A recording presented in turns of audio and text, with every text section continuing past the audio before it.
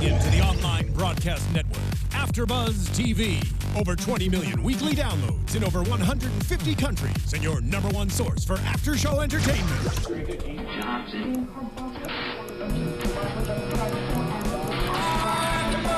AfterBuzz TV, the destination for TV superfans.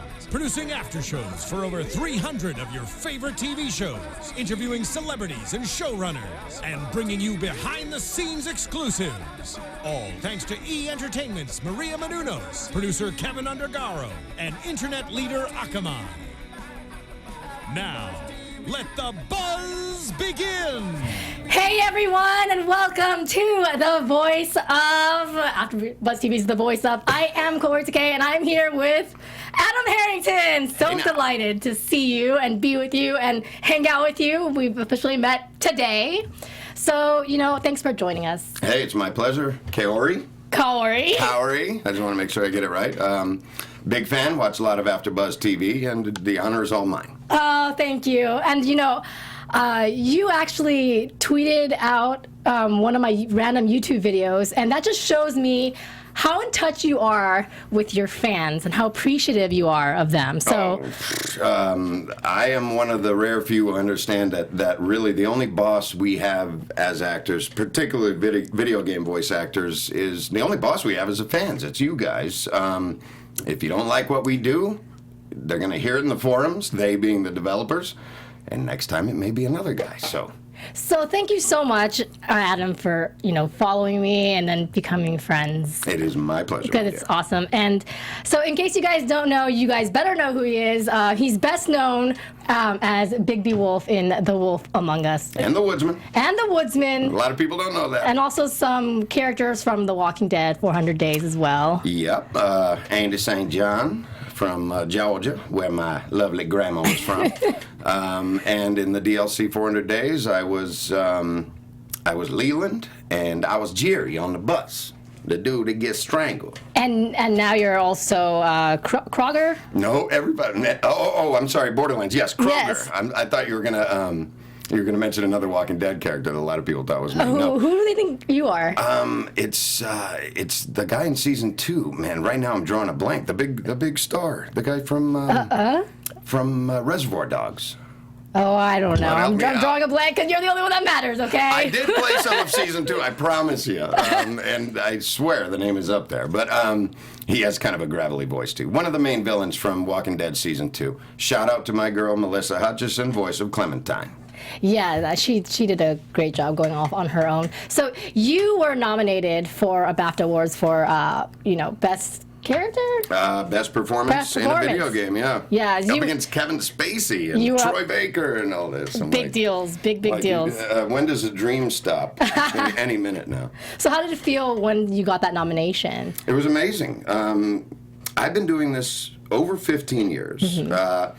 You might imagine my voice lends itself to bad guys. And if you're gamers, you know that bad guys tend to not last very long. Or if they do, it's still, we never get the leading man. We never get the girl, essentially, is what I'm saying. Even though Big B still hasn't got the girl either. So this was a new experience for me. Yeah. Even though, my friends and I up in the Bay Area, we've been voicing video games since late 90s. This was my first shot at being a good guy, a leading guy. And I guess it took a big, bad good guy for me to do that. So would you say that Big B Wolf is truly 100% good? Because he's got some underlying issues going on, that's for sure. Yeah. Issues is an underestimation. Have you read any of the comics? I have not read the comics, but I just played the game, so. Well, I mean, I could sit here for an hour and a half and explain to you the way Fables works, the graphic novel that A Wolf Among Us is based on. The short version is all the fairy tales we grew up with are in their own little kingdoms, and this sort of evil force, this, I guess you could compare it to like the dark side in Star Wars, kind of starts taking over all of their kingdoms and areas. And so many of the fables that we grew up with, Snow White, Rose Red, the Big Bad Wolf, Boy Blue, Frog Catcher, Colin, Three Pigs, and all that, they sort of become refugees and come to New York, our New York, and they are refugees, but the problem is they obviously can't come to our world as the fables they are. It's a little easier for Snow White and some of the fables who are already human. But say Colin the Pig or the Big Bad Wolf, we need glamours or we need something to hide us from the general public. I hope I'm getting all this right. And I said the short version, and I've gone on for 5 minutes. Did you read the comics before? Oh yeah. So you were all about it. So this is pretty much a dream gig for you, or was? Well, no. I started reading the comics when I knew I was Woodsman. Okay. Another side note to that is I recorded the entire first episode as Woodsman before I booked Bigby. Really? Mm-hmm. Interesting. But to answer your first question, it's kind of ambiguous with Bigby. Nobody's forgotten what he's done. He's gobbled up kids. He's the big bad wolf. But everyone gets a new lease on life in Fabletown. And you sign a contract. I think that's the way it works. When you come into the Mundy world, which is the mundane world, our world. And you essentially get a new lease on life. But it's kind of hard for all these characters, like Colin the Pig. Have you played the game? Yeah. Oh, come on. Well, Colin is one of the 3 pigs, yeah. but clearly they're buddies. Yeah. So even Colin, after all the horrible crap that Bigby did to him and his brothers, he still gave him another chance, and they ended up being buddies. So I think the real rub to your question is we don't know. I mean, and it's up to the player sometimes if he's going to be the big bad wolf or the sensitive, sheriff who just wants everybody to be safe and happy. I've done some research on you, obviously, and I heard that you've played it multiple times. Oh yeah. 2, 3 times. It's funny. I try really, really hard to walk the line. But it becomes so tempting to just be the big bad wolf. But how important do you think the choices you make are? Because they say that the choices will kind of change the outcome, but how important are they really? Oh, they're hugely important for the gaming experience, and if I'm lucky and if Telltale decides for season 2, I can see if there's going to be a season 2, and I don't have an answer. I'm sure that was going to come up. I don't know. They don't tell us nothing. I mean, but on the internet they're saying that it's been confirmed and all that stuff. So I mean, there better be a season 2. You guys were nominated for Game of the Year. There's the internet, and then there's Harrington. We need you in studio next week. Exclusive. Those are 2 different things. And I haven't gotten that call yet. The fans certainly, the Telltale fans are passionate. And absolutely. I love each and every one of them. Yeah. Going back to the BAFTA thing, I have no doubts that I would not have been sitting there without you guys, the Telltale fans and the Wolf Among Us fans. But yeah, trust me, I certainly would love a season 2. Even if there is a season 2, there's no guarantee that the Big Bad Wolf is going to be the playable character. Can you explain, because I was a little lost, call me not smart, but I think I'm smart, okay? But You're smarter than me. the ending of season 1 was kind of a cliffhanger. Like, how would you explain what Telltale was trying? Yeah, I mean, it was. I'm just as sort of on the edge of my seat as you guys. This is the truth. A lot of the last episode was rewritten. Kaori Takee and Ryan Kaufman, all the great writers of Telltale, and I like to think that they were rewriting it specifically for what you're talking about, to set up season 2. Possibly. Or at least some DLC. Right. Okay. So let's talk a little bit, because you went with Dave Fennoy to the Middle East. Wow, yeah. And how was that experience? Life-changing. It's no secret that the West, and specifically us, the U.S., have had some major issues with some Middle Eastern countries, the culture clash. Both, I resist speaking for Dave. I get the feeling you'll be talking to him soon. I hope Shout so. out to Dave Fennoy, DaveFennoy.com. Hey, Dave Fennoy. That, our family and friends, be careful, you're going out there, you're American, please be careful. We felt nothing but love from everyone in Doha, Qatar. Shout out to Doha. Their very first video game convention, sponsored by IGN. That's it good was for an them. amazing experience. These kids, I think images really have a huge effect on us, and the differences in clothing, the young women, of course, head to toe for the most part, the young men in white robes and head, dresses. Other than the outward appearance, these are just gamers. They're the same kids that Dave and I see every convention we go to.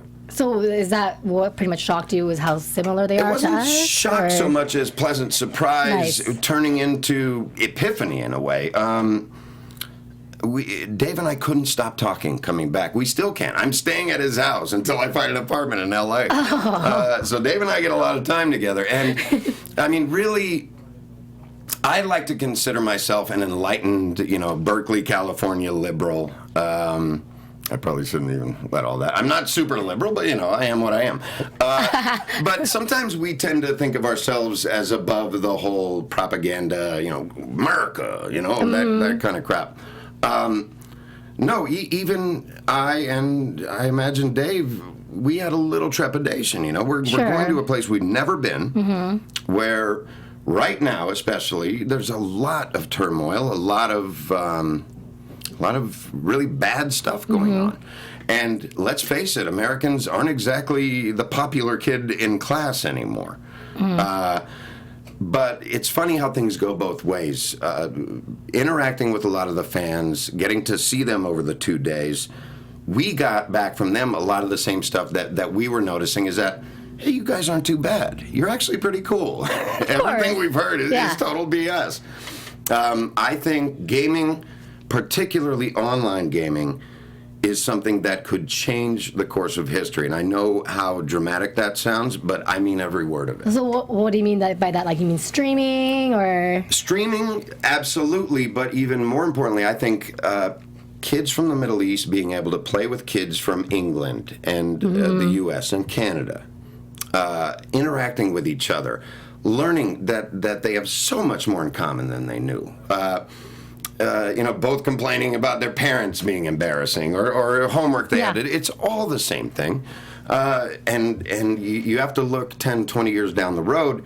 If you've got a group of American kids playing League of Legends with a group of Qatari kids playing League of Legends, they're going to get to know each other. That's just how it works. And it's an online dating system. No, I'm just kidding. Dating is involved as well, but mostly friendship. And I think it's friendship unadulterated by media and images and manipulation.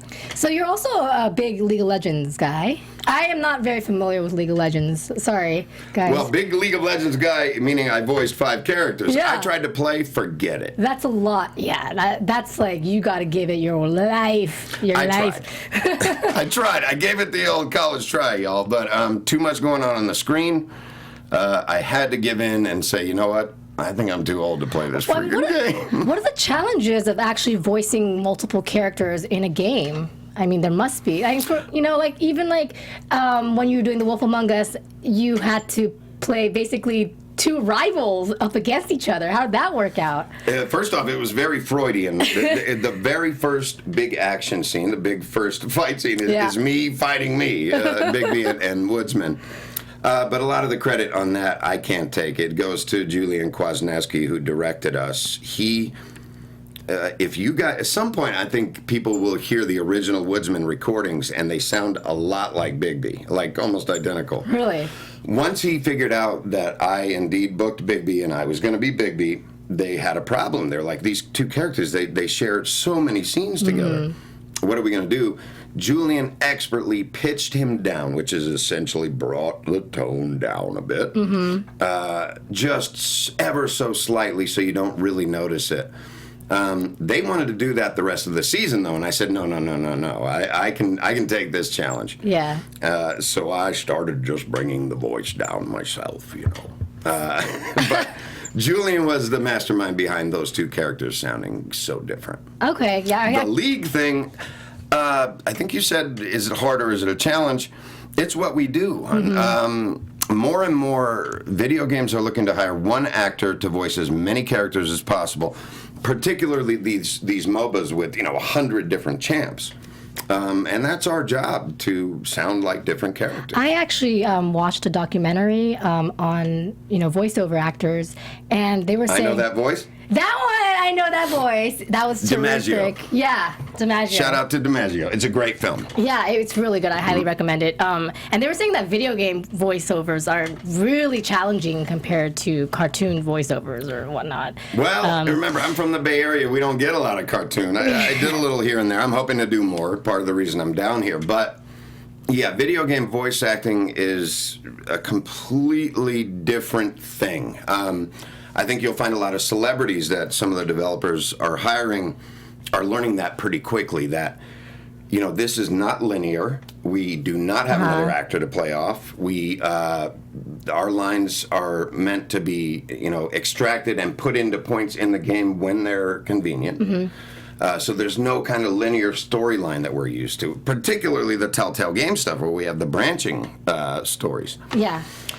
So it's an acquired skill. It's something I love to do because I'm a gamer from back in the, the Atari 5200. It's different, but there are some similarities. But yeah, the range is key. You want to build up as many characters that you can draw upon as possible. So when you audition for these games, you'll be able to blow the developers away by how many people you can become. Have you always wanted to do voice acting since you were a little one? I didn't start till I was 29 years old. I knew I wanted to do something with my voice. Well, what made you think this is the voice that needs to go out there? For Bigby? Just for yourself in general. Well, this is the one I was born with. At 29, you're like, I want to do voice work. Well, no, at 29, I was like, I don't want to telemarket anymore. That's essentially what it was. I took some classes from a woman named Susan McCullum, who taught me everything I know. I did, from beginning voice acting on to the whole slew of classes. We produced a demo. She introduced me to some agents, and that was that. But what caught your attention to get into voice acting then? I had been told for years I was on the phone 12 hours a day. I used to break the monotony. I'd call people talking like this, or I'd call down south and talk to them like this, just to break the monotony. I got a lot of sales, but it's weird. It was almost training for voice acting in itself. I didn't know. To answer your question, I said, let me try this out. Yeah. And it just fit. It just worked. And if you can go back in time, would you do something else? No. Mm-mm. I wouldn't think so. I mean, you've got it made. What would you say is your breakthrough role? I don't know if you got it made is the right statement, but don't be so I humble. love what I do. And I often tell students, voice acting students, that if you're not, like, your hair doesn't stand on end when you wake up and go, I gotta get to work. If you dread going to do what you do for the rest of your life for a living, well, that's no way to live. Right. Yeah. Try to find your passion. Mine is doing this. That's awesome. So what would you say is probably your breakthrough role? The League of Legends. The League of Legends, yeah. Okay. So are there any other projects that you're working on that you can mention to us? Well, you mentioned Tales from the Borderlands. Yeah. My pal Dave Fennoy. You guys know him as Lee in The Walking Dead. Mm-hmm. And then Bluebeard in The Wolf Among Us. So, in these two major titles, we're beating the crap out of each other. Just really hating on each other, which is ironic because we're really good friends. Finally, we get to play two friends, Finch and Kroger, and the fans seem to be responding to it. It's his second episode of Tales from the Borderlands. Any other stuff, unfortunately, I'm NDA'd, and I can't tell you. Oh, okay, understand. But that we're excited about. Yeah.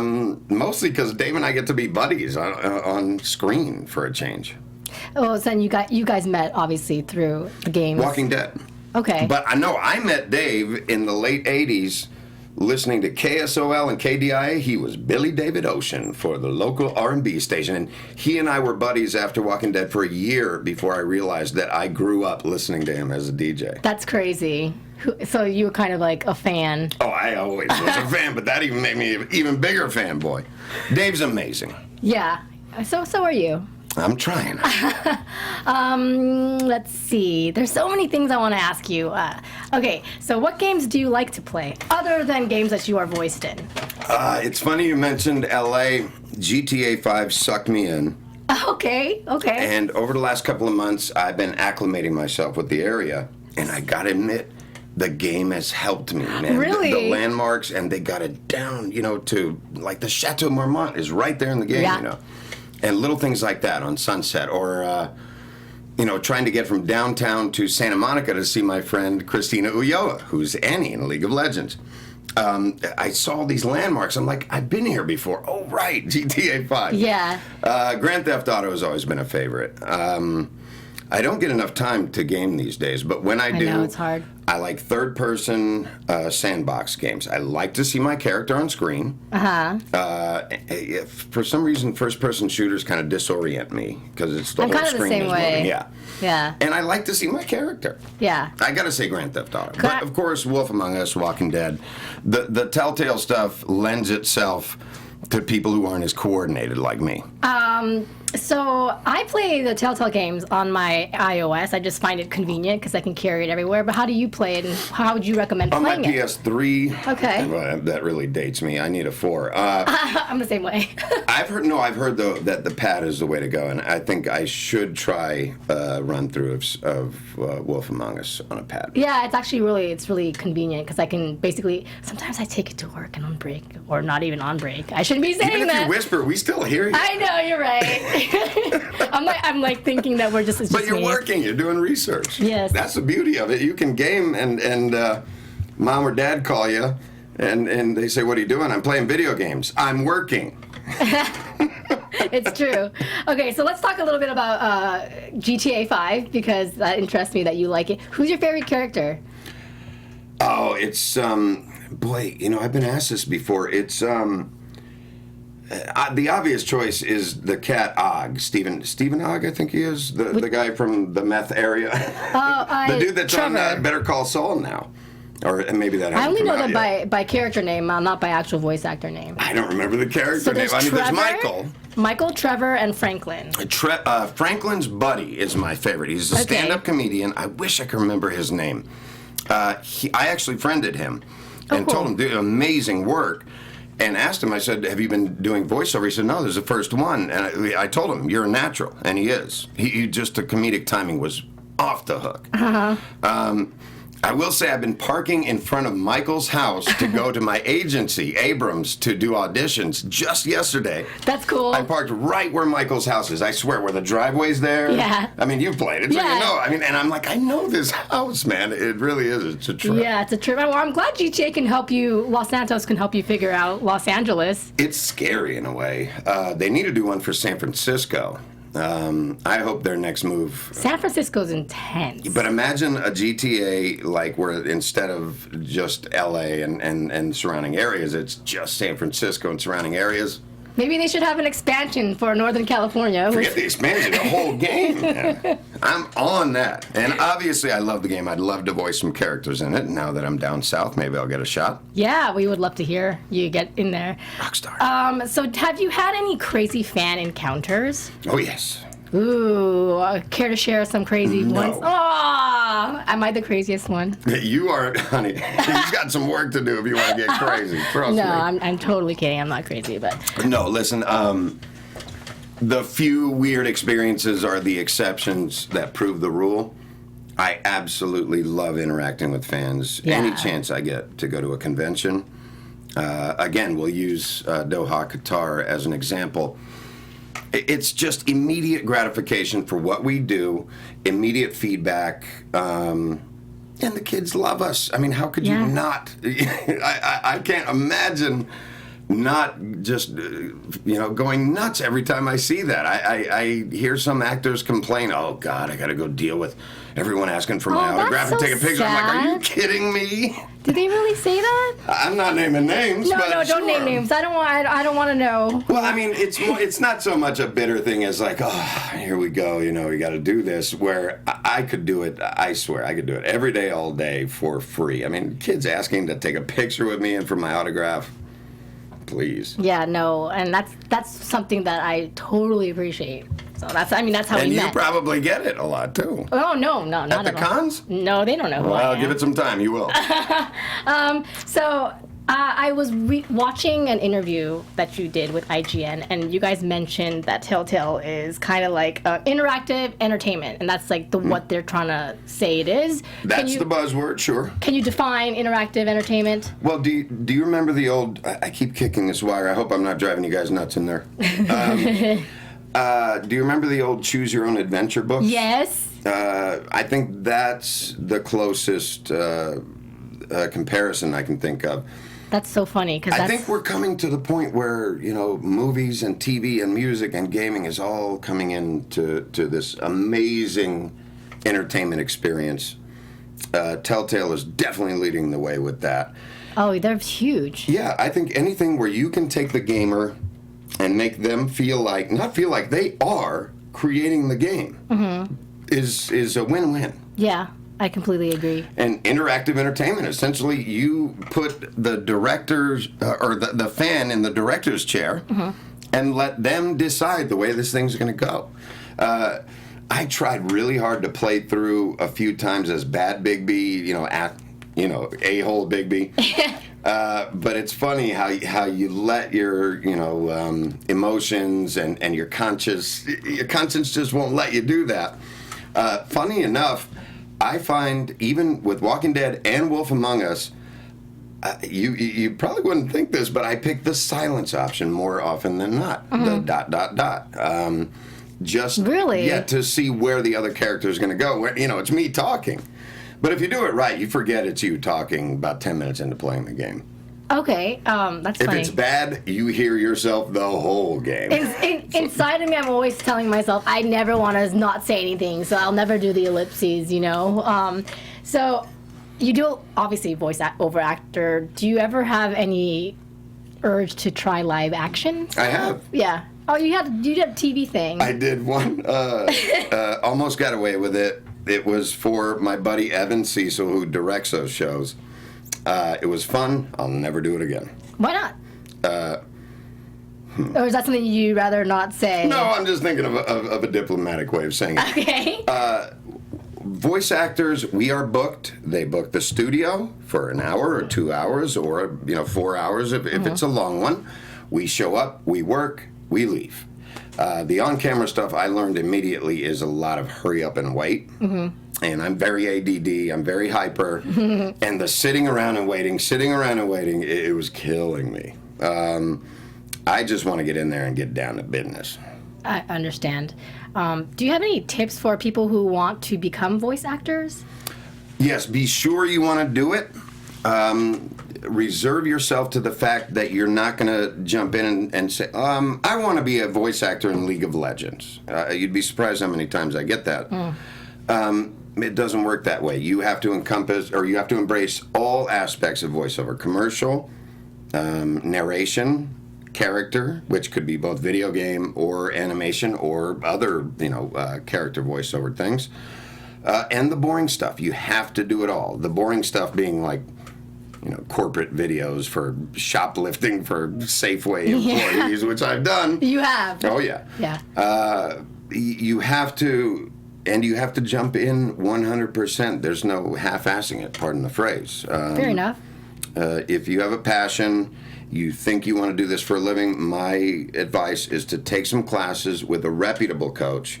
So do you offer classes? I think you do, right? I teach a few for Susan McCullum. I'm actually thinking of doing more teaching down here, specifically video game voice acting. Nice. But I've got to find an apartment. I'm like that kid off the bus with the hayseed, like, gosh, I'm in the big time now. Well, that's an adventure, because LA's got a lot to offer. Telling you that. Well, I'm from East Oakland, baby. I ain't scared. And I went to Berkeley, so I was up in the Bay Area. UC. Yeah. Girl, both of my parents and my stepfather all UC grads. So there you go. Salud. Cheers to all of California. Really? That's awesome. So, The Wolf Among Us, I always go back to that. Bigby Wolf, was there any improvising involved in his lines, or did you really have to stick to a specific script? The way I work, and different actors work different ways, I tend to improv on my third take. A lot of times with video games, the lines aren't that long. So they want an ABC.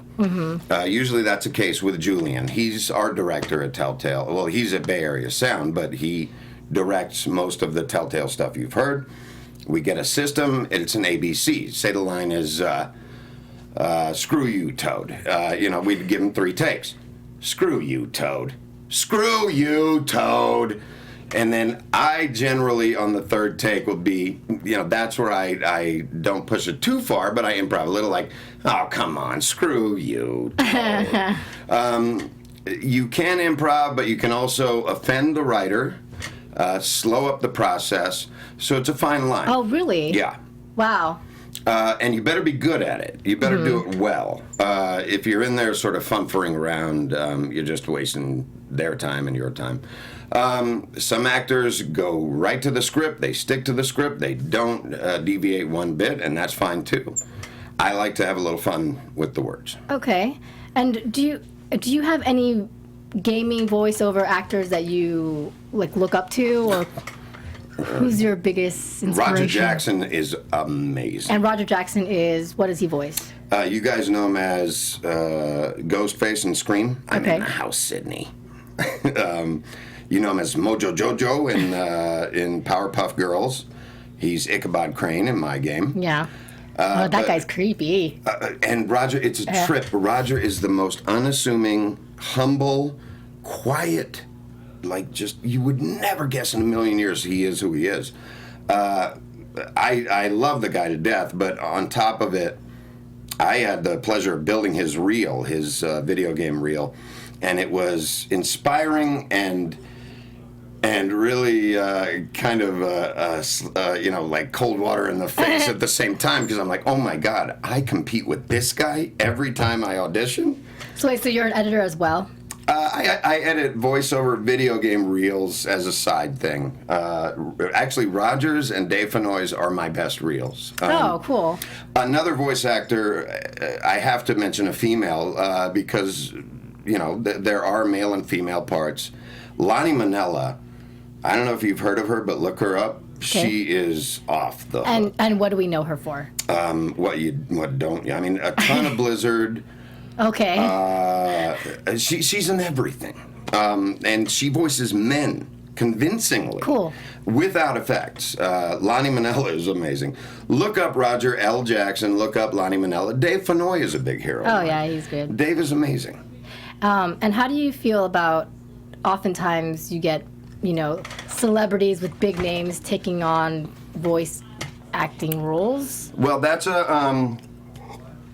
it's a touchy subject. I bet. No, but with me, I look at the bright side. If we have big name, I'm assuming you mean like TV and movie stars. Yeah. If we get them, like say Kevin Spacey, voicing this huge character in COD, it brings attention to video game voice acting. It gets people psyched up, and that's nothing but win for us. At the same time, my only problem is celebrities who do it for the paycheck or just do it because they think their kid would think it's cool if they're in a game, come in and sell, phone in the performance or give us a half-assed performance, which happens a lot. You have to have a passion for it. You have to know games. You have to have at least played a few games. Right. And you need to know the genre before you just come into the booth and think you're going to come in and kill it. Yeah, because I obviously that documentary and it's an amazing film. Yeah, it really is. So, random question: any countries that you would like to visit? Well, I've been to quite a few. Actually, what I'd like to do is see some video game conventions pop up in a country that's very dear to my heart, Belize, Central America. I lived for a year. Nice. What were you doing there? My mom was there with Project Hope. She was a midwife, and she promoted breastfeeding and traditional birthing practices. And so I went to school in Belize City. I embraced the culture, loved the country, still love it. There are a lot of gamers there. One of my dreams is to get a convention started down there. But really, Australia I haven't been to yet. I know they're big gamers. I sort of revolve all my travel plans in the future around conventions And I think that's a great plan because I get to work and I get to meet, the kids who love, and I say kids, all the gamers who love my work. And I get to see a new country and meet interesting people. So, are you gonna? Do you already have a couple cons lined up in the next? Yep. Can you mention them? Nope. Or? Oh. Not till they do. Darn it. Okay. Fair enough. Fair enough. Nice try though. I try. Let's see. So let's talk about streaming and like the future of gaming and. Funny you mentioned that. Okay. I do. First off, I'm sort of overwhelmed with getting myself acclimated to being in LA. I tend to take on more work than I can handle, but I've been interested in streaming since the first League of Legends competition I went to 3-4 years ago. Okay. And it's funny you mention it. After I leave here, I'm going to my pal Sky Williams' house. He's a big League of Legends streamer, a big YouTuber. Yeah. Down in Santa Monica. I'm going to boogie down there and hopefully sit in on some of his stream. And I want him to teach me, I want him to show me how it's done. Mm-hmm. I know Amber Dalton and her sister at Twitch TV. I definitely want to get more involved in the streaming because I am a gamer. Sure, yeah. And I imagine there's an audience out there for a voice actor from video games that's, sort of kind of known. I mean, come on. Everyone would love to watch you stream. I just don't know how to do it. You can just get on Twitch TV. I think it's a little harder than that. I need all the equipment and all that stuff. Amber, call me, please. You know how to reach me. Let's do this. If you said, I just have a basic streaming device, but I'm Adam Harrington. What is a basic streaming device? Let's go shopping, Adam. Let's go shopping. All right, see, now we're talking. I need my handheld through this. But once it's going and a microphone is hot, I will do my thing. Yeah. And I'll do it for a long time, which I think is key for streaming. So how much do you think it's like social media has helped out with your career? Oh, hugely. And getting in touch with fans and all that stuff, and just getting the word out.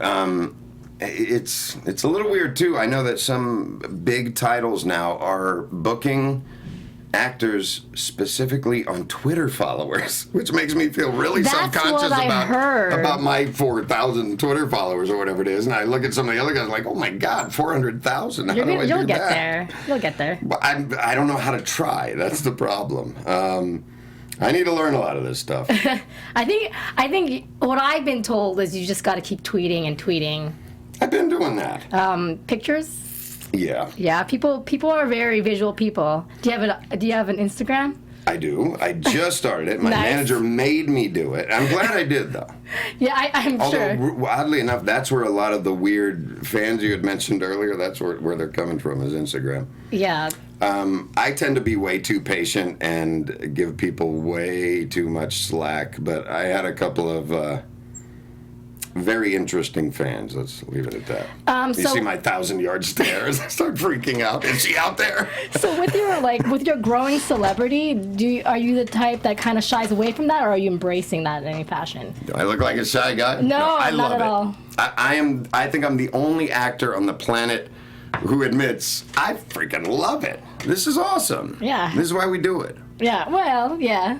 Well, but if you weren't, Bigby Wolf, you'd still be doing it. Oh, of course. Yeah. I'd be looking for the next Bigby Wolf.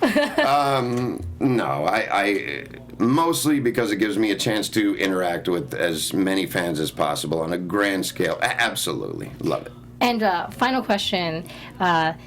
If you cannot say Bigby Wolf or Woodsman, who would be your favorite character from specifically The Wolf Among Us? I've been asked before. I love Chuck's Toad. Really? I love Melissa's Toad Jr. Okay. Some folks don't know she is Beauty and Toad Jr. in my game, the voice of Clementine in The Walking Dead. But I gotta say, man, Roger's Ichabod Crane, even though he's a character a lot of people hate, if you can get people to hate on you really strong, that means you're doing your job. And Roger's my idol. I'd have to say it's a toss-up between Ichabod and Toad. So it must be fun being evil over good, right? Yeah. Yeah, so.